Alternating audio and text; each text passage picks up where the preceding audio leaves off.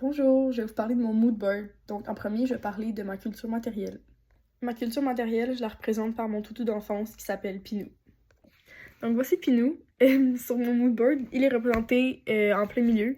Dans le fond, il y a deux toutous, comme on peut voir. Donc, je vais dire, premièrement, comment ça m'a influencé dans mes valeurs. Donc, je dirais que ça m'a vraiment influencé dans le fait de prendre soin des choses et des gens qu'on aime. Parce que Pinou, je le traînais partout. Et je voulais vraiment pas le briser. C'était la chose la plus importante pour moi. Je l'aimais plus que mes parents, que ma soeur et tout ça. Genre, je le traînais vraiment partout. Et c'était genre tout pour moi. Donc, je voulais vraiment faire attention pour pas le briser, pour pas le perdre. Donc, j'ai vraiment appris depuis mon plus jeune âge, donc depuis que je suis jeune, à vraiment faire attention aux choses que j'aime et aussi de prendre soin des gens que j'aime en même temps. Donc, ça m'a appris cette chose-là. Donc, cet amour-là pour les toutous a été transmis par mes parents et mes grands-parents. Je dirais aussi plutôt ma grand-mère du côté de ma mère qui m'a offert des toutous à chaque anniversaire, à chaque Noël, à chaque fois que j'avais un spectacle de patin. Donc, je dirais que c'est grâce à elle que vraiment j'ai vraiment aimé les toutous depuis que je suis petite. Genre, à chaque fois que j'en recevais, j'étais vraiment contente. C'est le meilleur cadeau que je pouvais recevoir. Donc, je dirais que c'est de la culture première, puisque c'est vraiment quelque chose qui s'est établi dans ma culture depuis que je suis petite. Et à ce jour, j'aime encore les toutous, j'aime encore recevoir des toutous. Et j'ai encore tous mes toutous depuis que je suis jeune dans un gros bac dans mon garde-robe, puis certains même dans mon lit. Je recommande vraiment le fait d'avoir un toutou comme ça quand t'es jeune, parce que ça te permet de te sentir moins seul quand t'es triste, quand t'es fâché. T'as toujours quelque chose que tu peux faire un gros câlin. Si jamais il y a quelque chose où genre tu boudes à tes parents, comme moi je me rappelle quand j'étais jeune, j'avais tout le temps courir vers mon toutou quand j'étais fâchée ou quand j'étais triste. Puis c'est vraiment la chose qui permettait de me calmer. Mais sinon, je retiens vraiment des bons souvenirs de ça. À chaque fois que mes parents m'offraient un nouveau toutou, je me rappelle de l'occasion, genre je me rappelle encore de l'occasion exacte de quand ils m'ont donné tel toutou. Donc j'ai vraiment, à chaque fois que je les revois ou que je les ressors de mon bac, je me rappelle tout le temps de beaux souvenirs que j'ai eu quand j'étais jeune.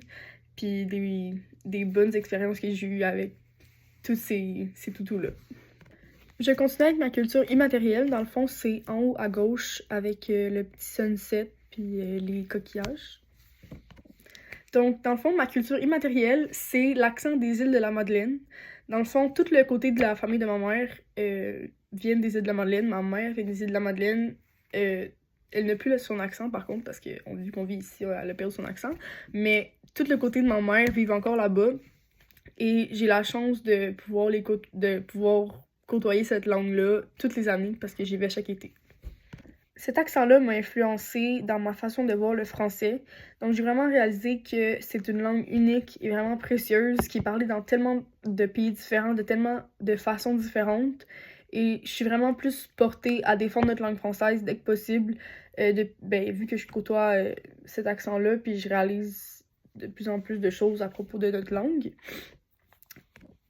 Même que à chaque été, quand je vais voir ma famille aux îles, après un certain temps, je finis par moi-même prendre un peu cet accent-là. Donc, j'ai vraiment... Je suis capable de la faire, je suis capable de l'imiter, on va dire, mais quand je côtoie toutes ces personnes autour de moi qui parlent comme ça, je finis par le prendre par moi-même. Genre, je finis par parler avec l'accent des îles. Donc ça, je trouve ça vraiment le fun. Comme je l'ai mentionné plus tôt, l'intérêt vient de la famille du côté de ma mère et c'est vraiment quelque chose qui est plus de la culture première pour moi parce que ça a été dans ma culture depuis que je suis toute petite et ça l'est encore à ce point de ma vie. Donc ça a vraiment été mis en place par ma famille, par les gens qui m'ont élevée. Cette culture-là est vraiment importante pour moi parce que ça me rattache à toutes les personnes que j'aime. Ben, pas toutes, mais ça me rattache à le côté de ma mère, de ma famille. C'est vraiment des gens qui sont précieux pour moi. Donc, à chaque fois que j'entends cet accent-là, ça me rappelle toujours eux et c'est vraiment quelque chose qui m'est cher.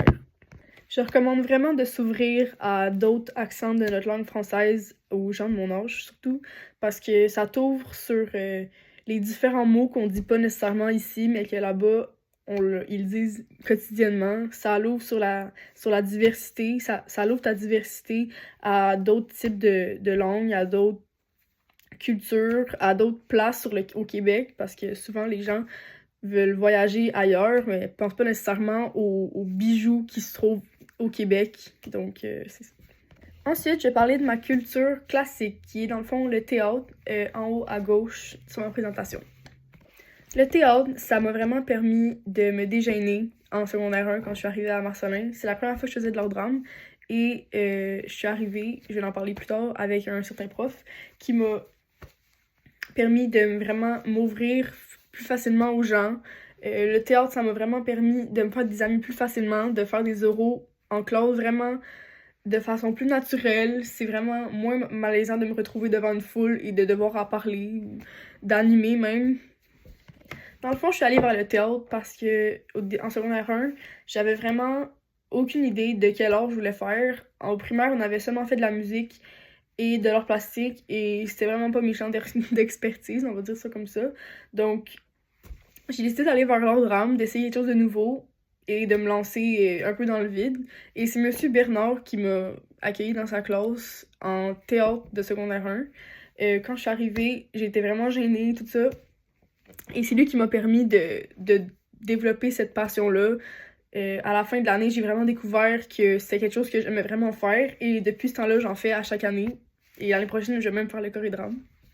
Puisque c'est lui qui a déclenché cette passion-là pour moi, c'est de la culture seconde.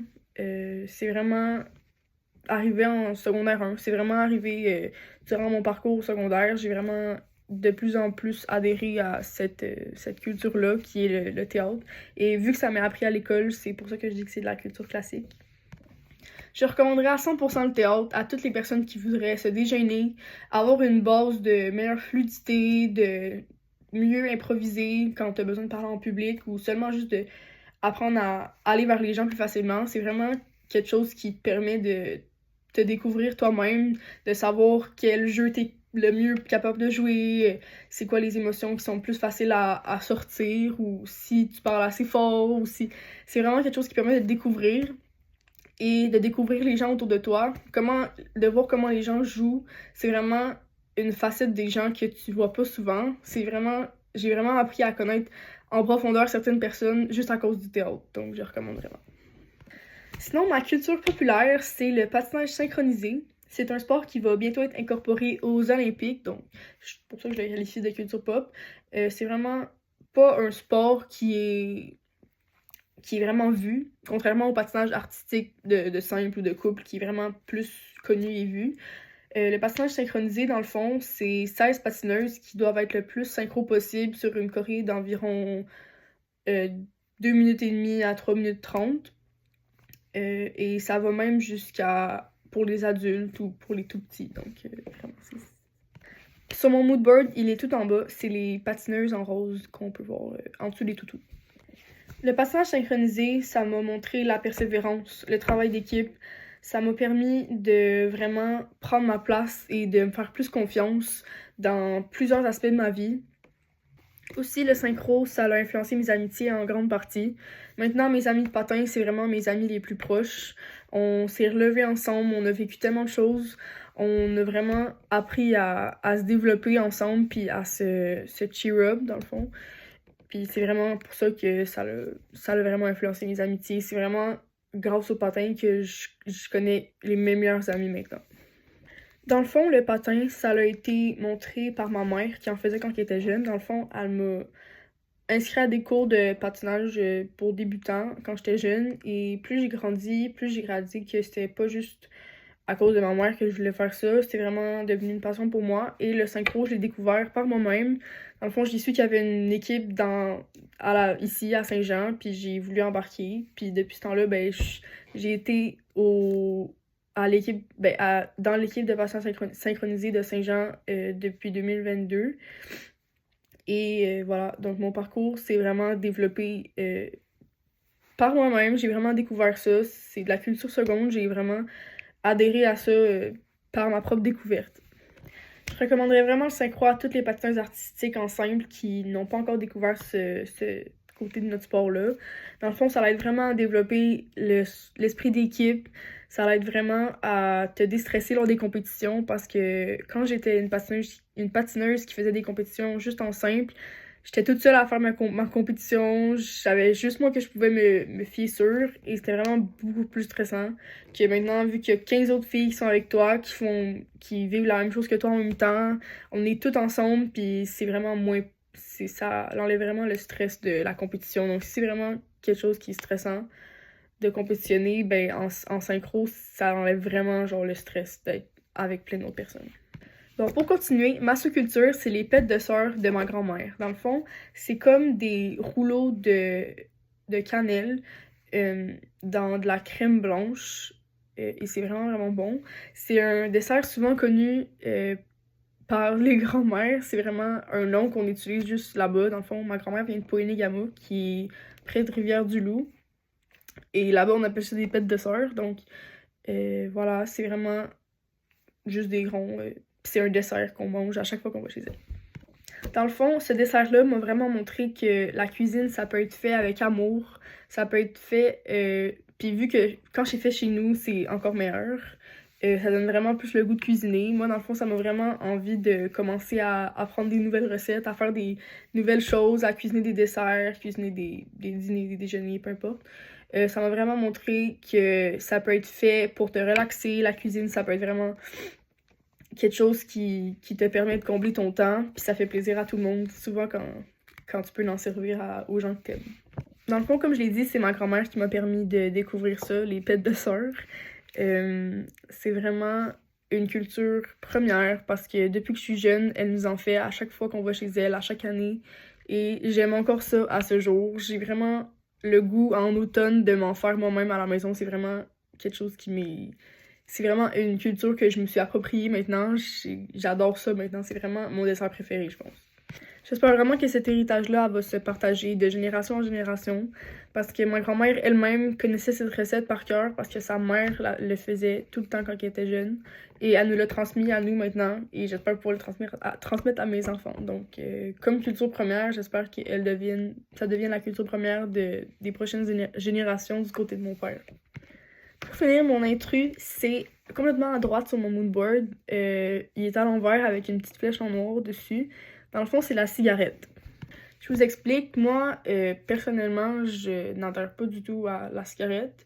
Je trouve que c'est vraiment quelque chose qui est nocif pour les poumons, pour notre santé, puis c'est vraiment quelque chose, peu importe quelle addiction, comme toutes les addictions, c'est quelque chose qui me rejoint pas nécessairement. Je pense que tu peux très bien vivre sans ça, puis si tu commences pas nécessairement, t'as pas besoin, c'est pas un besoin vital pour ta survie, puis en plus c'est nocif, donc c'est pour ça que c'est vraiment pas quelque chose qui fit avec mon mood board.